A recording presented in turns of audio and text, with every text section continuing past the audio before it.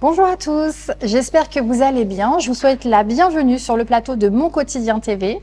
Aujourd'hui, j'ai la chance d'accueillir Karine. Bonjour Karine Suara pour ton nom, pardon.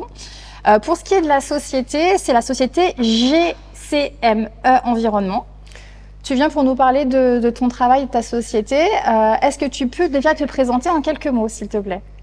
Oui, bonjour déjà, bonne année. Et donc je suis Karine Suara et je suis tout d'abord conseillère à la sécurité pour le transport de matières dangereuses parce que j'ai une société de collecte de déchets médicaux qui sont des déchets dangereux et donc voilà, j'ai une formation pour pouvoir faire ce travail.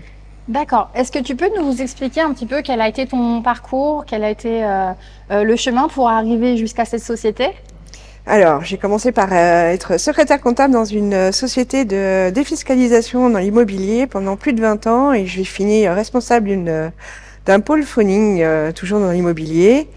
Et mon papa a monté une entreprise de collecte de déchets médicaux. Et du coup, en 2005, je suis venue le retrouver et depuis 2008, je suis gérante de cette société. D'accord. Comment ça s'est passé pour toi les premiers pas du coup? Parce que tu es arrivé dans un milieu qui était complètement différent de celui dans lequel tu es arrivé maintenant. Alors, j'ai eu un papa j'ai toujours suivi, donc j'ai toujours connu en fait depuis la création de la société, donc j'ai toujours été à leur côté pour faire la compta, pour faire tout ça.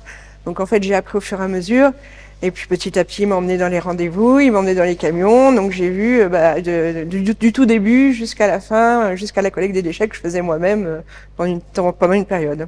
D'accord. Ah oui, donc parce que toi, tu as été, entre guillemets, formé à la bonne école avec ton papa. Voilà. Tu avais déjà, même quand tu avais un autre travail à côté, tu l'accompagnais déjà. Absolument, etc. tout à fait. Ok. Quelle a été ta première vision de ce métier du coup? Métier qui est compliqué, que personne n'apprécie énormément, mais qui est quelque part très important parce que en fait on évite tout ce qui est maladie nosocomiale dans les cliniques, tout un ensemble de choses importantes qui puissent arriver si jamais les virus venaient à se propager. C'est quelque chose d'important et j'ai beaucoup apprécié en fait. Et je me suis amusée en fait à parcourir dans les cliniques et à voir les différences qu'il puisse y avoir et je me suis mise à faire des formations aux aides-soignantes pour leur expliquer comment ça se passe, à faire des audits dans les cliniques justement pour essayer à ce que le tri soit le mieux fait parce que quand on se balade un petit peu dans ce monde, on s'aperçoit que le tri, en fait, les gens n'y font pas très attention. D'accord. Ouais, c'est un peu en fonction des personnes, fait plus ou moins bien. En fait, les pauvres infirmières, elles n'ont pas le temps, elles trient et puis elles font pas attention dans quel sac elles vont mettre les déchets. Et des fois, il y a beaucoup d'erreurs. Alors des erreurs qui sont pas importantes et puis des erreurs qui peuvent être très importantes au niveau des blessures et des accidents. Voilà.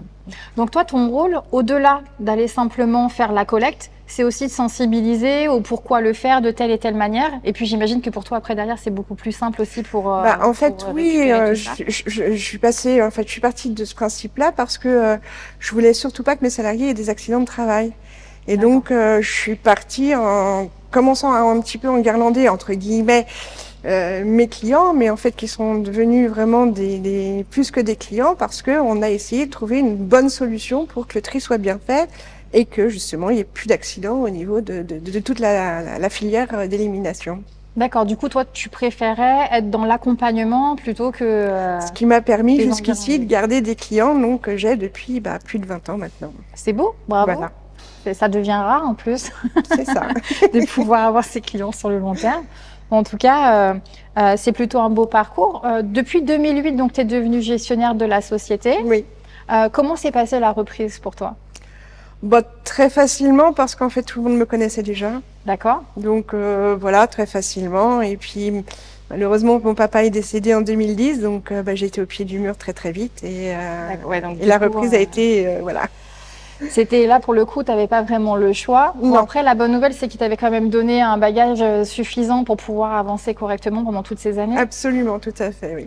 Et du coup, aujourd'hui, ta société, comment est-ce qu'elle est organisée? Est-ce que tu es la seule à faire les récupérations, les collectes, ou est-ce que tu as d'autres personnes qui travaillent avec toi? Alors aujourd'hui, on est 6.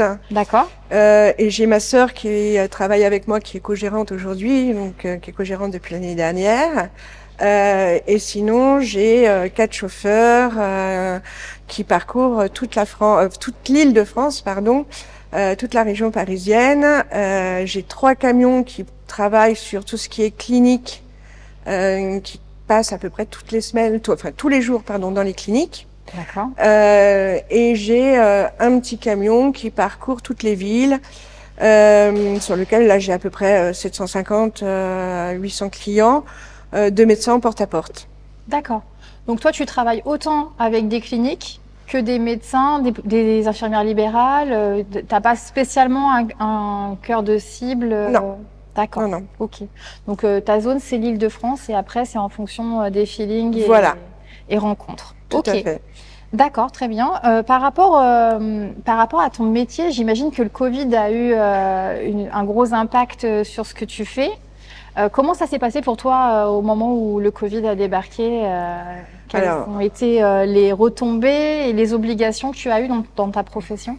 Alors en fait, ça a été un énorme problème parce que en fait, tout le monde a eu tellement peur de ça que ils ont mis tout ce qu'ils avaient comme déchets, le moindre masque, le moindre gant, tout ce qui touchait, ils mettaient tout dans les dasseries. Ce qui fait que ça a fait une montagne de dasseries qu'on a eu beaucoup de mal à absorber. Ce que tu appelles dasseries, excuse-moi. Alors, les dasseries, ce sont les déchets d'activités de soins à risque infectieux. D'accord. Donc, c'est ce qu'on appelle les déchets médicaux. D'accord, ok. Voilà, donc tout ce qui est piquant, coupant, tranchant, tout ce qui est sang, et ainsi de suite. Enfin, voilà, tout ce qui rentre vraiment dans les déchets médicaux. Quel effet ça t'a fait, toi, de te rendre compte de l'impact qui était en train de se passer, de voir peut-être l'impact sur ton business? En fait, extrêmement peur pour mes gars. Donc, je les ai vraiment beaucoup couverts. J'ai réussi à avoir des masques que j'avais déjà depuis un moment sur l'Ebola. J'ai trouvé beaucoup de choses pour les protéger. Donc, on a eu de la chance. Aucun de mes gars n'ont eu le Covid. Bon. Mais j'ai trouvé qu'on en faisait trop, en fait. On en faisait trop. Tout le monde nous appelait. Il fallait passer 2 fois dans les cliniques tellement ils avaient des chefs. Voilà, c'était trop. Et du coup, qu'est-ce que tu en as pensé, toi, quand tu as commencé à voir la manière dont les personnes mettaient tout dans les déchets ménagers, etc., quand tu as commencé à voir que les lois n'allaient plus être les mêmes, quel a été, toi, ton retour par rapport à ça? Alors oui, donc en fait, depuis une petite année, en gros 6 mois, on va dire, la législation change petit à petit. Et en fait, comme on en a fait tellement pour le Covid, qu'en fait, aujourd'hui, on fait marche arrière comme beaucoup de choses en France, malheureusement. On veut faire des économies à tout prix. Et aujourd'hui, en fait, on est en train de faire, pour moi, une grosse erreur et retirer énormément de ce qui va dans les déchets normalement médicaux. On les passe en ordures ménagères. Et notamment, tout ce qui est drap d'examen un peu taché, tout ce qui est ou sur lequel il y a un peu de sang, tout ça, aujourd'hui, on considère que c'est de l'ordure ménagère. Tout ce qui est dans les hôpitaux, psycho-émotionnel. Psycho-émotionnel, c'est compliqué, mais par exemple, on se balade dans la rue et on va trouver une seringue. Pour nous, c'est sale. On ne sait pas d'où ça vient. C'est forcément sale. On ne sait pas s'il y a eu du sida dessus, s'il y a eu Donc ça, c'était du psycho-émotionnel qui partait obligatoirement dans les dasseries avant. Aujourd'hui, tout ça, en fait, ça part en ordures ménagères. Donc, on a les tubulures, on a les sondes, on a les poches de médicaments. Tout ça, aujourd'hui, ça se retrouve dans les ordures ménagères. D'accord. Donc, avant, on nous demandait à avoir beaucoup de choses telles que, pour le transport, les plaques oranges, énormément de législation importante parce que c'était du déchet médicaux sur lesquels il fallait faire attention. Bien sûr. Et en fait, aujourd'hui, finalement, il n'y a plus rien.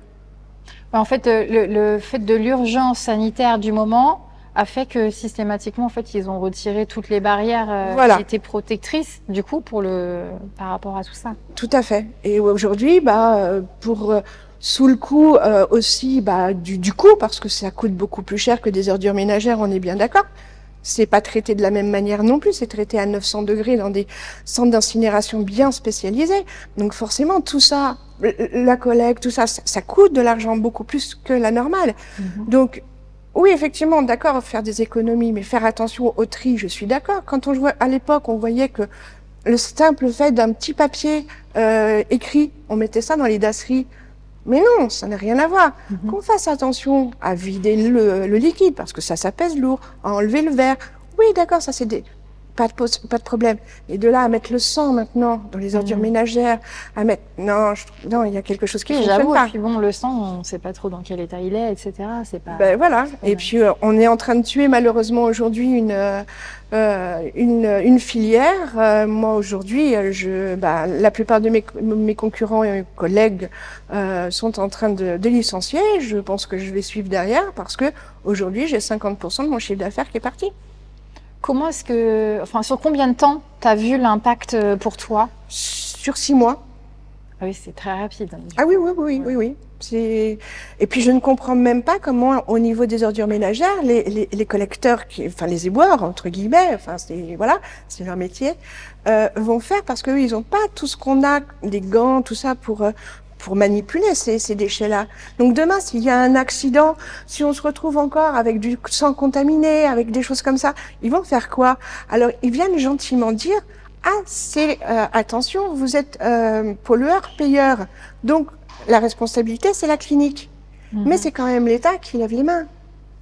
Oui, puis après, il faut réussir à remonter que ce déchet vient de tel endroit aussi, en fonction de l'endroit où il est amené. Justement, on avait la traçabilité on a la traçabilité sur les dasseries, sur les déchets médicaux.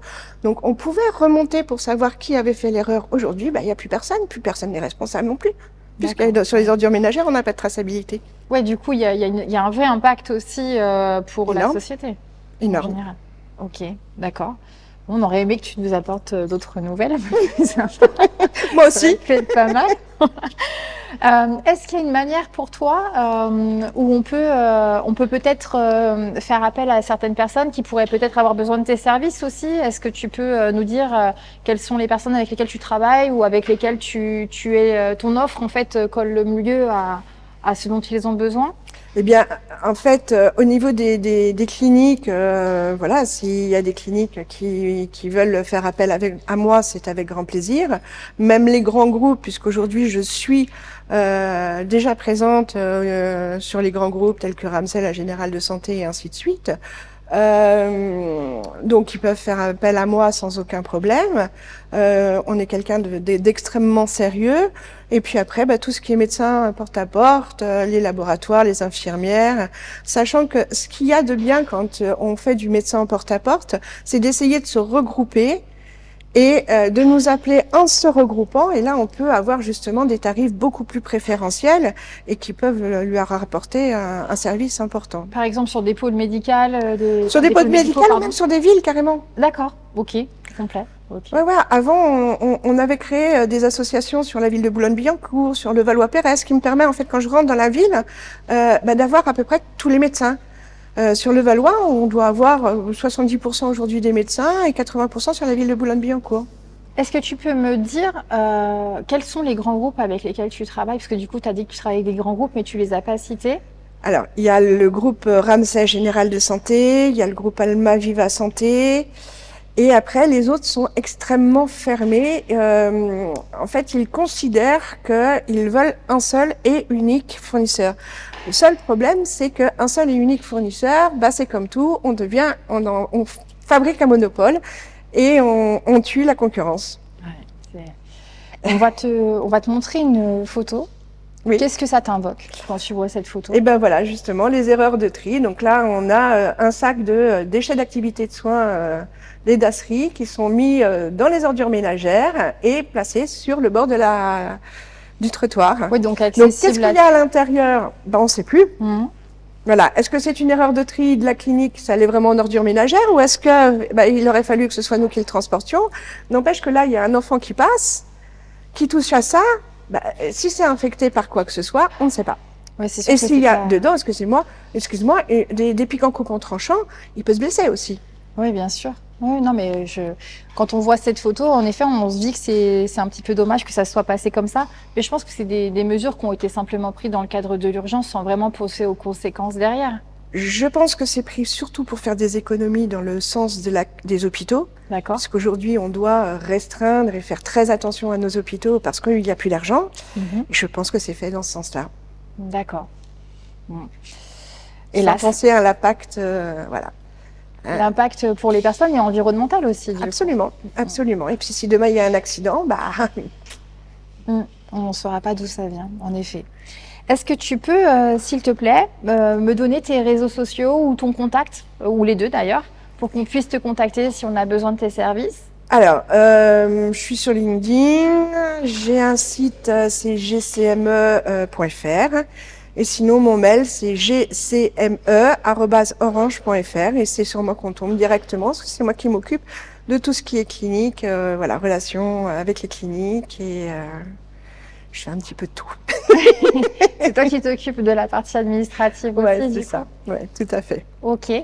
Est-ce que tu voulais peut-être replacer encore un mot par rapport à cette interview? Est-ce que tu avais des choses qui te tenaient à cœur encore de partager sur notre plateau aujourd'hui? Je pense que j'en ai déjà beaucoup dit. Non, mais n'hésite pas, profite, la parole est pour toi, c'est avec plaisir. Non, mais bon, voilà, c'est lamentable d'en arriver là, alors que on a attendu ce décret qui est passé, si je me trompe pas, en 98 ou 99, qui obligeait justement les cliniques à mettre tous les déchets dans ces dasseries, parce qu'avant c'était brûlé dans les chaudières des cliniques, c'était en attente pour être dans les cheminées des médecins. Je pense qu'on fait un recul et un retrait en arrière qui devient voilà, malsain et tout ça pour faire des économies qui sont des économies de bout de chandelle. Ouais. Bah, écoute, en tout cas, c'est bien que tu sois venu nous parler de ça parce que c'est des domaines d'information où on n'a pas forcément l'accessibilité. Donc, merci d'avoir partagé tout ce savoir et puis ton parcours avec nous. Pour vous, merci de nous avoir suivis dans cette émission. C'est toujours un plaisir de vous avoir avec nous. C'est pour moi la première émission de 2024 et j'en profite pour vous souhaiter une bonne année 2024 à nos côtés. Vous allez voir pas mal d'émissions plutôt sympas. Il y a des trucs qui vous attendent. Il va falloir être présent. Merci d'avoir été avec nous, Karine. Ça a été un plaisir. Beaucoup. Si tu as besoin de quoi que ce soit par rapport au plateau, à l'accessibilité, il n'y a pas de souci. On remercie aussi la Maison Mécanique d'Argenteuil qui nous a accueillis aujourd'hui pour faire ce plateau dans ses locaux. Donc, merci à eux. Voilà, on peut regarder derrière nous voilà, toute la société. Et on remercie Julien et William qui sont les patrons de la société. Voilà, merci beaucoup. On vous souhaite une bonne fin de journée, un bon week-end aussi, puisqu'on est vendredi soir, et puis au plaisir de vous retrouver très vite.